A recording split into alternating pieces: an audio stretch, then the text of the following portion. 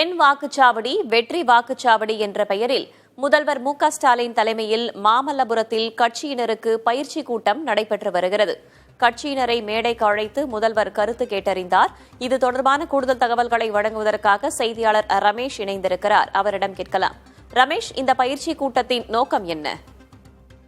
ஒவ்வொரு 100 வாக்குகளுக்கும் ஒருவர் என 6 லட்சம் பூத் கமிட்டியினர் தற்போது நியமனம் செய்யப்பட்டிருப்பதாக தற்போது தங்கம் தென்னரசு அறிவித்திருக்கிறார். அது மட்டும் இல்லாமல் இந்த சிறப்பு வாக்காளர் திருத்தத்தில் எப்படி கட்சியினர் செயல்பட வேண்டும் என்பது குறித்து என்ஆர் இளங்கோ ஒரு பயிற்சியை கொடுத்தார். குறிப்பாக எந்த புதிய வாக்காளரும் குறிப்பாக அதாவது தகுதியான வாக்காளர்கள் சேர்க்கப்பட வேண்டும், தகுதி இல்லாத வாக்காளர்கள் சேர்க்கப்படக்கூடாது என்பதில் கட்சியினர் குறிப்பாக அங்க இருக்கக்கூடிய அந்த வாக்காளர் பதிவு அதிகாரியிடம் தொடர்பில் இருக்க வேண்டும் என்பன போன்ற பல்வேறு விஷயங்களை அவர் சொல்லியிருக்கிறார். குறிப்பாக இறந்தவர்கள் அந்த பகுதியில் இருக்கக்கூடிய இறந்தவர்கள் பெயரை கட்சியினர் தெரிந்து கொள்ள வேண்டும். இடம் மாறி சென்றவர்களை தெரிந்து வைத்திருந்தாலே தேர்தல் ஆணையம் சரியான முறையில் இந்த திருத்தத்தை மேற்கொள்வார்கள் என்ற ஒரு அறிவிப்பும் சொல்லப்பட்டது. முதலமைச்சர் அவ்வப்போது குறுக்கிட்டு சில விஷயங்களை கட்சி நிர்வாகிகளுக்கு சொல்லி வருகிறார்.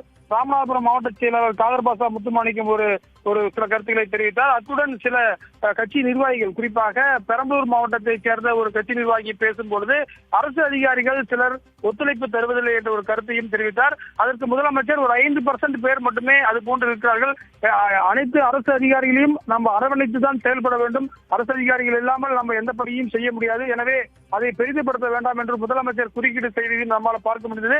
தற்போது அடுத்த கட்டமாக ஒவ்வொரு குறிப்பாக 3000 பேர் வந்திருக்கிறார்கள், அவர்களுக்கு பயிற்சி கொடுக்கப்பட்டு வருகிறது.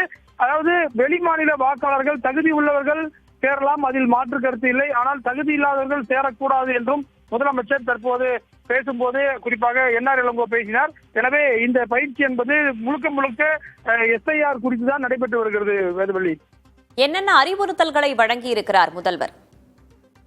முதலமைச்சரை பொறுத்தவரை அங்க பாத்தீங்கன்னா ஏற்கனவே ஒரு நிர்வாகிகள் எல்லாம் நியமிக்கப்பட்டிருக்கிறார்கள்.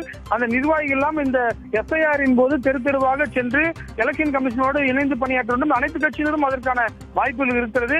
எனவே இது இன்னமும் 40 நாட்களில் உஷாரா இருக்க வேண்டும் என்று சொன்னால் அடுத்த 40 நாட்கள் ரொம்ப முக்கியமான காலகட்டம். எனவே அனைத்து நிர்வாகிகளும் கவனமாக பணியாற்ற வேண்டும் என்ற ஒரு கோரிக்கையை வைத்தார். எனவே பீகாரில் சில விஷயங்கள் செய்தார்கள், ஆனால் உச்சநீதிமன்றம் அதற்கு மறுத்துவிட்டது. ஆதார் அட்டையை அடையாளமாக கொடுக்கலாம் என்று தேர்தல் ஆணையம் சொல்லியிருக்கிறது. அதையெல்லாம் பயன்படுத்திக் கொள்ள வேண்டும். எந்த ஒரு தகுதி உள்ள வாக்காளரும் நீக்கப்படக்கூடாது என்பதை திமுகவினர் கண்ணும் கருத்துமாக இருந்து செயல்பட வேண்டும் என்பதற்காக தான் இந்த கூட்டம் நடத்தி வருவதாக கட்சி நிர்வாகிகள் பேசி வருகிறார்கள். வேதவள்ளி, தகவல்களுக்கு நன்றி ரமேஷ்.